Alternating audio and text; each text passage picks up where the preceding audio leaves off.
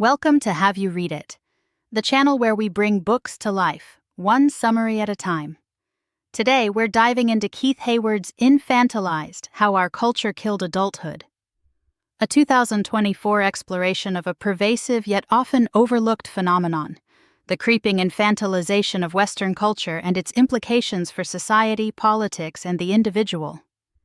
Hayward argues that we live in a world obsessed with youth, where adults cling to childish behaviors and mindsets, and traditional markers of adulthood, like marriage, homeownership, and starting a family, are increasingly delayed or abandoned. This cult of youth has created a society where immaturity is celebrated, and adult competence and values are under attack. Infantilized examines how this happened, what it means for us, and how we might reclaim adulthood. One of Hayward's core concepts is life stage dissolution, the blurring of lines between childhood, adolescence, and adulthood. He describes this as generational mulch, a homogenized life stage where experiences and interests become interchangeable, regardless of age. This is driven by two forces: infantilization, where adults embrace prolonged adolescence, and adultification, where children are prematurely exposed to and burdened with adult concerns. Hayward's exploration begins with the ubiquitous presence of infantilization in popular culture. From superhero movies and mindless reality TV to simplified pop music and juvenile art, Hayward argues that our entertainment caters to infantile desires and actively discourages intellectual and emotional growth. This couch-bound culture, as he terms it, lulls us into a state of perpetual adolescence, prioritizing comfort and familiarity over complexity and challenge. Hayward traces the rise of the kidult back to the post-World War II boom and the emergence of a powerful youth market in the 1950s. He challenges the traditional narrative of the 1960s counterculture as a period of radical social transformation, arguing that it instead laid the groundwork for a new era of consumer capitalism that actively embraced youthfulness and rebellion as marketing tools. This rebel cell created a culture where adulthood was equated with conformity and squareness, while youthful rebellion became a commodity to be bought and sold. The book then turns to the role of advertising in perpetuating infantilization. Hayward argues that postmodern advertising techniques like hyperreality, bricolage, pastiche, and parody are deliberately used to cultivate an adult-child consumer, someone with the financial resources of an adult, but the impulsive, easily manipulated mindset of a child. These tactics create a uni-age consumer culture, blurring generational lines and allowing corporations to market the same products to children, teens, and adults. Hayward examines how the rise of the internet and social media have exacerbated these trends. He introduces the concept of iGen, the first generation to grow up entirely in the digital age, and explores how their constant connectivity fosters emotional fragility, a preoccupation with safetyism, and a reliance on online validation. He argues that this creates a generation flinching from adulthood, more comfortable with the curated and controlled world of online interaction than the complexities and challenges of real-life relationships and responsibilities. The author also highlights the alarming trend of adultification, where children are prematurely exposed to adult issues and anxieties. From the sexualization of young girls in advertising and media to the medicalization of childhood behaviors, he shows how children are increasingly treated as mini adults, stripped of their innocence and burdened with expectations beyond their years. The line between adult sexuality and childhood, he warns, is becoming increasingly blurred, with troubling consequences for children's development and well-being. Education, argues Hayward, should be the bulwark against these trends, but it too has been corrupted. He argues that schools and universities have embraced therapeutic education, prioritizing student well-being and self-esteem over intellectual rigor and the transmission of knowledge. This creates a culture of vulnerability and entitlement, where students are shielded from challenging ideas and dissenting opinions, and academic standards are sacrificed at the altar of student satisfaction. He describes the rise of socialization in reverse, where students dictate the terms of their education and the authority of teachers and professors is undermined.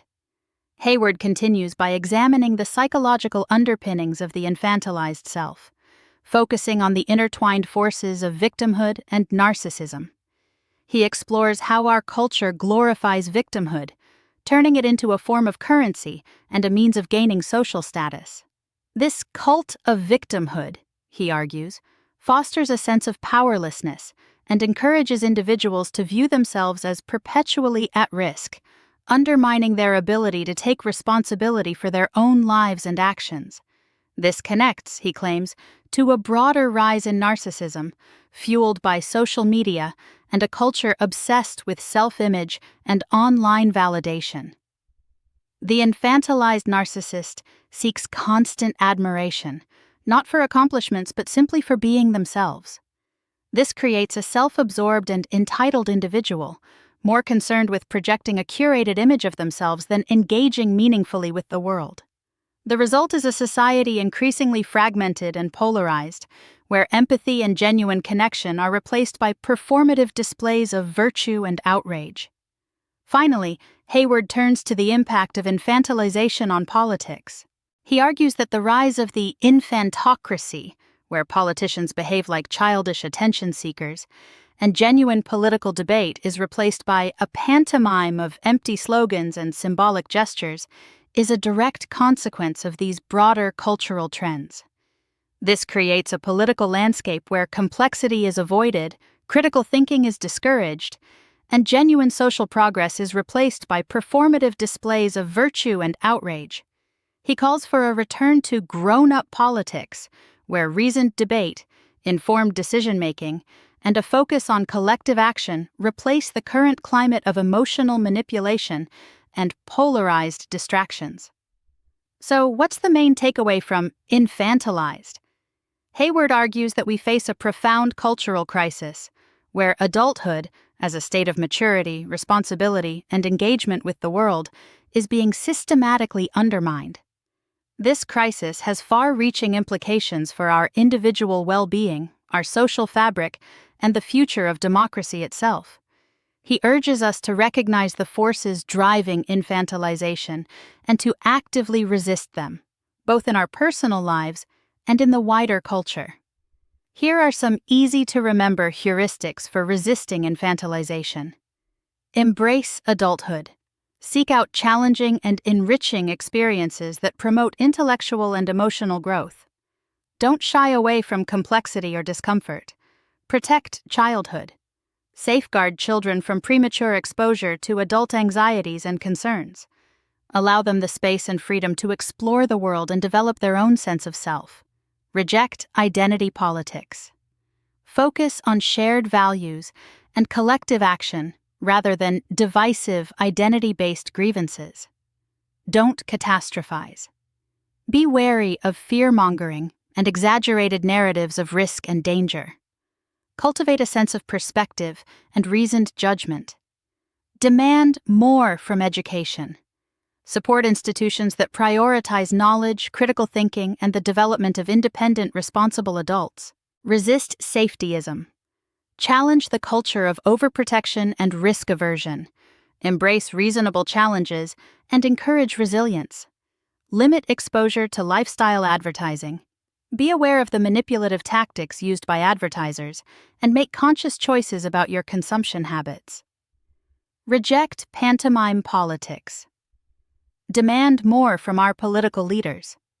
Support candidates who prioritize reasoned debate, informed decision-making, and a focus on collective action. Be wary of surveillance. Protect your privacy and autonomy. Challenge the normalization of surveillance and data collection. Resist authoritarianism. Be vigilant against all forms of tyranny, both overt and subtle. Defend freedom of thought and expression. Thanks for watching. Make sure to give this video a thumbs up and hit that subscribe button so you never miss our next book dive.